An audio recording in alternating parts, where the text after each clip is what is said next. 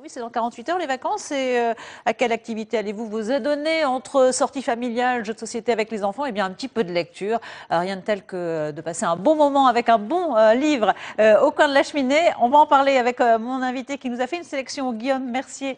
Bonjour d'être avec nous, Guillaume, pour Book Édition. Bonjour. Alors, vous nous avez préparé une petite sélection d'ouvrages qui nous parlent à la fois de la région, mais aussi des ouvrages écrits par des auteurs régionaux. Et on va commencer avec un magnifique témoignage. Je voulais d'abord vous parler de Nadine Autelard, qui est une auteure de la région, qui est professeure et conférencière.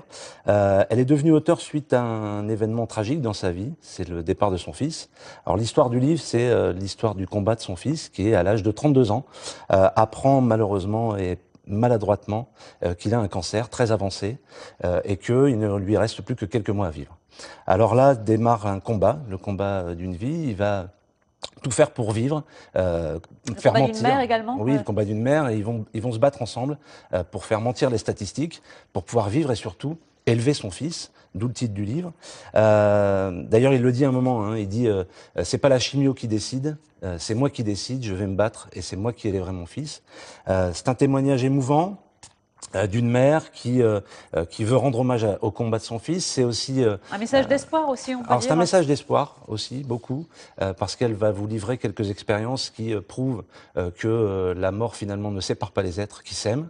C'est un livre vraiment très intéressant. C'est aussi un livre militant, puisqu'elle va essayer de faire comprendre que en France, il faut peut-être revoir un petit peu la façon d'annoncer la maladie oui, il y a beaucoup aux malades. Voilà. de Donc, pédagogie, de psychologie, voilà, dans je vous l'annonce. conseille vraiment ce livre de Nadine Voilà, Autelard, j'élèverai mon mon fils. fils. Je vous laisse Nadine d'ailleurs Autelard. découvrir par vous-même pourquoi un papillon s'est posé sur cette couverture. Bon, Voilà. on le découvre dans la lecture, effectivement. On va parler de polar avec Laura Lapeg. Alors oui, Laure Lapeg, qui est qui est une auteure de polar, qui est une passionnée de séries policières. C'est son troisième roman ici, Mea culpa. Alors je vous parle d'abord de ce livre-là parce que c'est un polar psy sur fond de road trip. L'héroïne principale, Lisa. On voyage, c'est un Voilà. voyage. Voyage, elle va essayer de comprendre un petit peu son passé. Alors, est-elle coupable, est-elle victime? Vous allez le découvrir avec elle. Elle va croiser des personnages aussi bien tordus que attachants. C'est un polar très moderne. Alors, Laure Lapeg a un style très particulier. C'est un peu la reine du suspense, hein, Alors dans la région. c'est la reine du suspense. Vous allez la suivre dans ces histoires complètement inattendues. Elle arrive à vous embarquer dans des choses complètement incroyables et elle vous tient en haleine jusqu'à la dernière page. La Donc ça, dernière c'est très page. intéressant. Alors là, quand on a fini celui-là, on pourra passer à un autre livre Oui. de Laura Lapeg. Vous en avez sélectionné deux. Hein, Alors de j'en ai Laura sélectionné Lapeg. deux parce que franchement ils sont vraiment très très intéressants. Si vous aimez le suspense, il faut vraiment lire ces livres. Comme un garçon. Oui, alors je ne sais pas Christine si vous avez déjà été estomaqué, scotché, touché, enthousiasmé par un livre. Oui, si, ça m'est déjà arrivé. Alors j'espère que... Pas parce que... Voilà.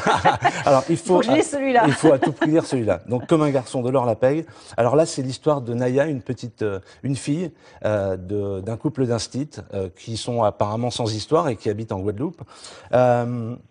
Et tout petit peu doucement, d'exotisme. voilà, un peu d'exotisme, et vous allez suivre son enquête familiale. Vous allez vous apercevoir qu'il y a un passé apparemment très lourd dans cette famille. Il y a un malaise qui s'installe dans le livre.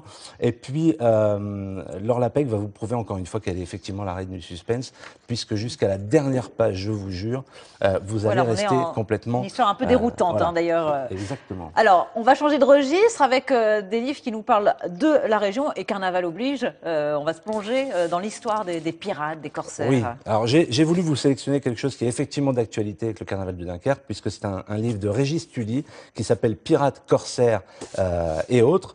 Donc c'est un livre qui va vous donner tous les secrets des corsaires, des flibustiers, des pirates, à l'époque où il y en avait encore.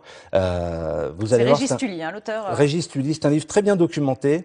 Alors forcément, il parle beaucoup de Jean Bart. Oui, vous allez pouvoir connaître toute son histoire. On connaît en général le nom, mais on ne connaît pas l'histoire de Jean Bart. Donc voilà, vous aurez tous les secrets dans ce livre de Régis Tully. Et puis un livre pour, si on a envie de faire des balades dans la région et de redécouvrir les estaminets, les bistrots chers à notre région. Tout à fait. Alors des pirates, on en trouve en général sur les bateaux, mais on en trouve aussi dans les tavernes.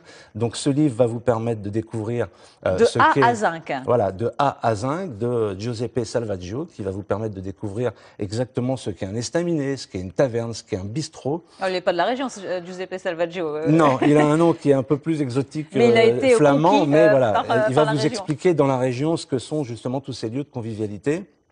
Alors c'est un livre qui est haut en couleur, très documenté, varié, fouillé. Alors c'est un livre, alors boire avec modération, oui. Par contre, lire ce livre sans modération, vous pouvez y aller, voilà, je vous le à avoir conseille. sur la table de chevet. Et puis, on n'aura pas le temps de le développer, mais voilà, un dictionnaire des Flamands pour se C'est ça, plonger en fait sur l'histoire des Flamands célèbres. exactement, voilà, vous avez tout dit. Les Flamands célèbres de France, et c'est signé Robert Notte. Note.